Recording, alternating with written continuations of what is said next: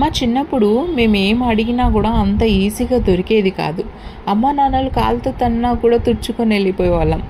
అప్పట్లో మేమైతే చిన్నపిల్లలంతా కలిసి సందులు సందులు వీధులు వీధులు సబ్జాలంట, డిఎండర్లంట, కలర్స్ కలర్స్ విచ్ కలర్స్ అంట. సో ఇవన్నీ ఆడేవాళ్ళం.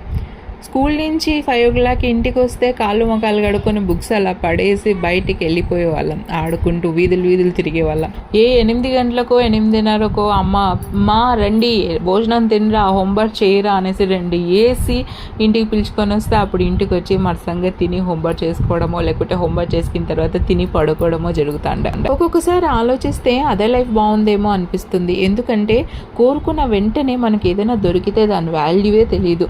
అదే కోరుకున్న తర్వాత టైం తీసుకొని అది మనకి దొరికితే అప్పుడు మనం ఆ వస్తువునైనా సరే ఏదైనా సరే దాన్ని జాగ్రత్తగా కాపాడుకుంటూ ఉంటాము. అయినా ఇప్పట్లో పేరెంట్స్ అప్పట్లాగా లేరు అండ్ పిల్లలు కూడా అప్పట్లాగా లేరు. చిన్న చిన్న వాటికే పిల్లలు ఫ్రస్ట్రేషన్ అయిపోతున్నారు. ఇంకా పెద్దవాళ్ళు చిన్న పిల్లలు కదా, మేము పడిన కష్టాలే వాళ్ళు పడకూడదు కదా అని పిల్లలు అడిగిన వెంటనే వితిన్ సెకండ్స్లో వాళ్ళ ముందర తెచ్చి పెడుతున్నారు.